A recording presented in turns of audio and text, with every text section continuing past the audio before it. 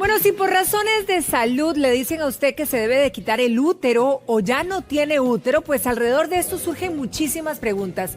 Así que hoy tenemos al experto, al doctor Jorge de Silvestri. Doctor, muy buenos días. Buenos días, gracias. Un placer tenerlo aquí.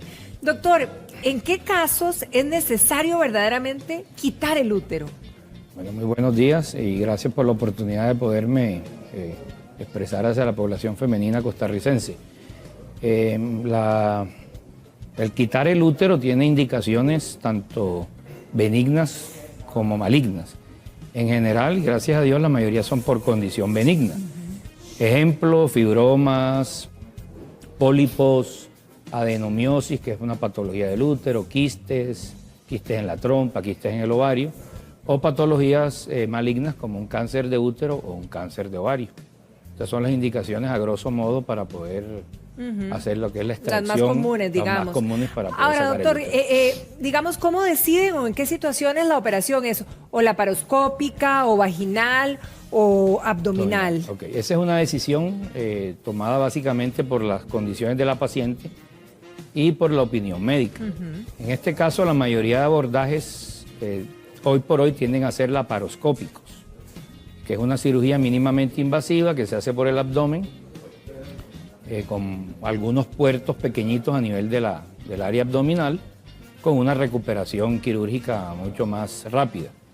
Existe también la alternativa de la pancita abierta, digamos, y la cirugía vaginal básicamente está enfocada en pacientes que tienen un prolapso o un descenso importante del útero, que el abordaje quirúrgico es más fácil hacerlo por esa zona. Por esa vía.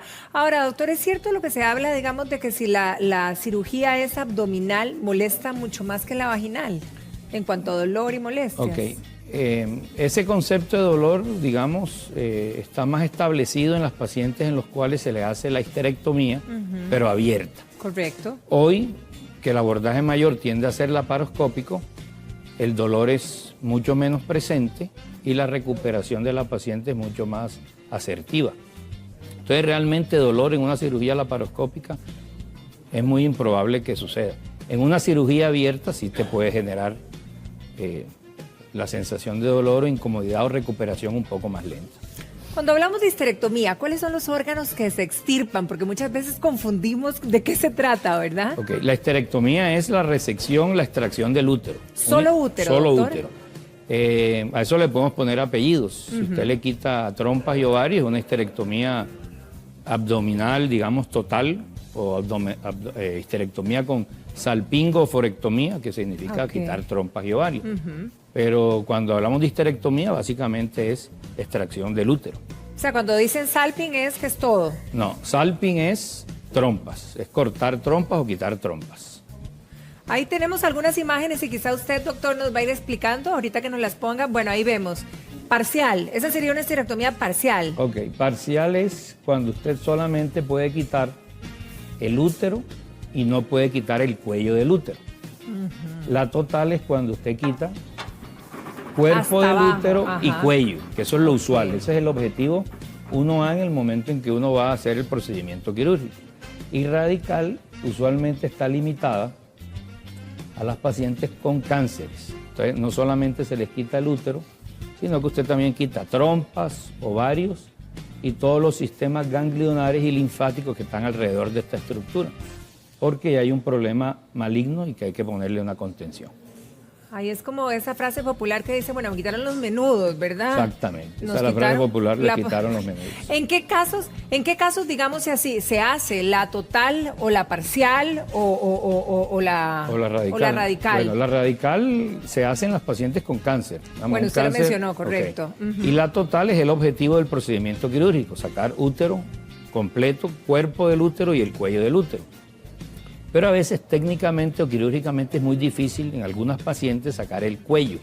Entonces solamente se les quita el útero. Entonces les queda el cuellito abajo. Ahora, ¿hay alternativas, digamos, antes de tomar la decisión de sacar el útero, doctor? O sea, ¿ustedes analizan esa vía o es mejor de una extirparlo?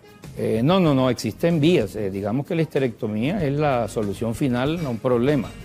Usted realmente previo hace un análisis consensado con algunos otros doctores y valora algunas opciones terapéuticas que puedan existir.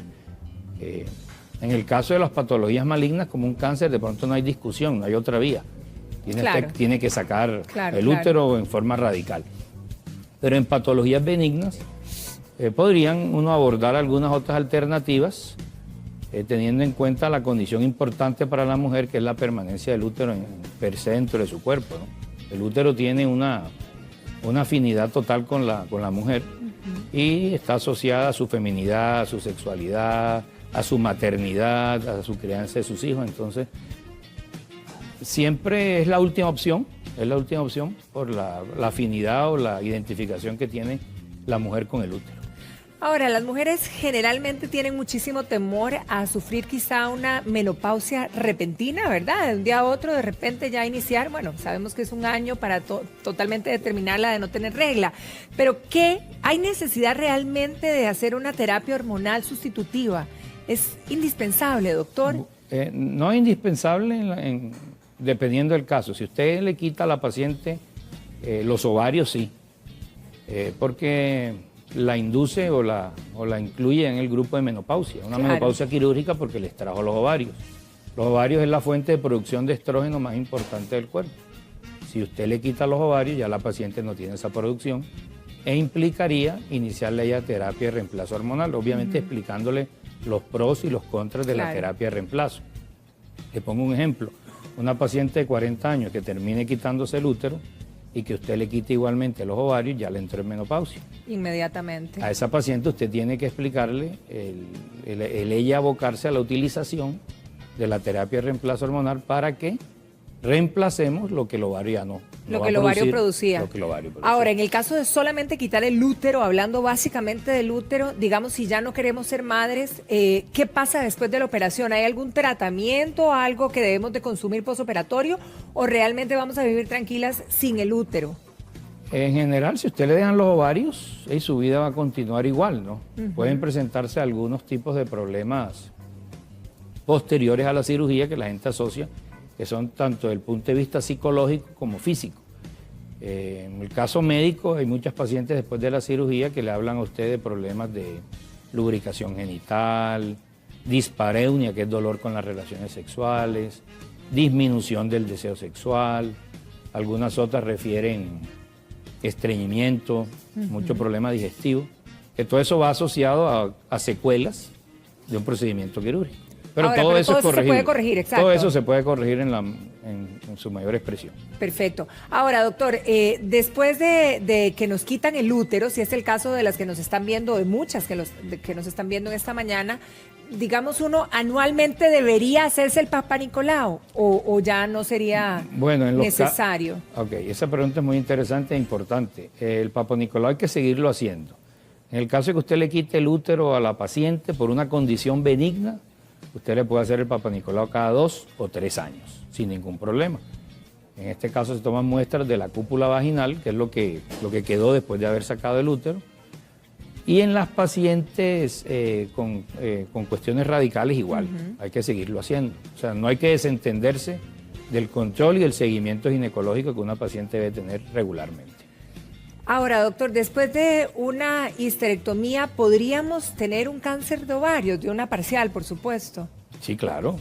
Seguimos expuestas. Mientras los ovarios queden ahí, hay una potencialidad de un cáncer, sobre todo en pacientes mayores de 50 años. Hay diferentes tipos de cáncer de ovario.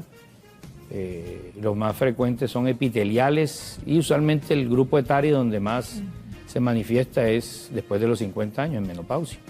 Ahora, doctor, después de esta misma cirugía, ¿una mujer debería de tener una alimentación diferente quizá o consumir suplementos? ¿Hay fatiga de por medio? Porque algunas la reportan. ¿Qué es lo que se debe hacer? Bueno, realmente la recuperación de una cirugía de esta es bastante rápida y buena. Hoy en el caso de la cirugía laparoscópica, podemos decir que a las 2 semanas una paciente ya está incorporada incluso a su vida laboral e incluso su vida sexual. En este caso se le dice que espere unas 4 o 6 semanas para inicio de vida sexual. Y con respecto a alimentación, realmente no hay ninguna contraindicación de nada. Su alimentación normal y su recuperación normal, no necesita tomar ningún tipo de suplemento ni correctivos como para anemia, porque realmente la potencialidad de sangrado en cirugía laparoscópica es muy escasa. Buenísimo. Esa es una de las razones por las cuales se utiliza. De las ventajas. Recuperación, menos posibilidad de sangrado, menos posibilidad de infección. Usted mencionó que algunas mujeres reportaban estreñimiento y gases. En ese caso, por ejemplo, ¿qué se les recomienda a estas pacientes, doctor? Bueno, ahí hay que modificar un poco la dieta, agregarles un poco de fibra, agregarles más ingestión de agua diaria, frutas, verduras, o fibras externas que vayan a algún supermercado o farmacia y comprar fibras. Y hay reguladores digestivos para mejorar un poco el tránsito intestinal. Hay múltiples medicamentos en el mercado que le ayudan a ustedes a regular su tránsito intestinal y a mejorar esa condición. Realmente eso es muy manejable. Bien. Ahora, doctor, empiezan las consultas de nuestras televidentes porque eso siempre genera muchas dudas y consultas. Una de ellas nos dice que le diagnosticaron un absceso hemorrágico en un ovario y justamente le estaban diciendo que habría que extirpar el útero por esta situación. ¿Cuál es su opinión, doctor? Bueno, ya habría que ver qué condiciones tiene ese absceso. O sea, un absceso es una cuestión con pus. Es como una infección. Como una infección con pus. Entonces, habría que valorar la edad de la señora, si ya tiene, digamos, 40, 45 años, ya tiene un número de hijos suficientes, tiene su plan familiar, digamos, resuelto así, cabe la opción que no solamente le quiten ese ovario comprometido, sino que también acompañen la cirugía con la extracción del útero. Y depende de la diseminación de la infección. Doctor, hay otra de nuestras amigas que consulta sobre la fatiga, precisamente, que después de la histerectomía se sintió muy cansada y fatigada. ¿Esto es natural, normal? Bueno, puede pasar. A ver, en el ámbito privado la mayoría de cirugías de este tipo se hacen laparoscópicas. En el ámbito público se hacen laparoscópicas y abiertas. Entonces la cirugía abierta tiene un volumen de sangrado mayor. Claro. Hay una manipulación de los órganos vecinos al útero, estiramiento de músculos, estiramiento de nervios, el cansancio propio del tiempo anestésico que se hace largo. Entonces podría la paciente experimentar en su recuperación y su postoperatorio incomodidades y cansancio. Cosa que se resuelve inmediatamente la paciente empieza a ejercitarse, a caminar, a moverse, a empezar a comer regularmente. ¿Y en ese caso de las operaciones abdominales habría riesgo de anemia o no? Es muy raro, a menos que haya una complicación quirúrgica en el trasoperatorio y la paciente sangre en forma excesiva. Hay posibilidades. Nosotros hemos visto casos de pacientes que han sangrado en forma excesiva durante una cirugía y requieren una transfusión de sangre intraoperatoria. O sea, esa posibilidad cabe.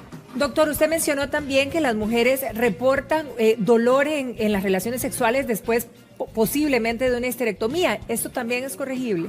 Eso es corregible. Si es corregible, eso se ayuda un poco iniciando en forma temprana las relaciones sexuales, perdiéndole el miedo a iniciar nuevamente la relación sexual, utilizando lubricantes o incluso cremas de estrógenos vaginales. Se pueden utilizar algunos dilatadores vaginales porque hay pacientes que pueden quedar con cierta estrechez. Claro. Entonces se usan dilatadores para que cuando inicien nuevamente vida sexual plena sea una vida sexual satisfactoria.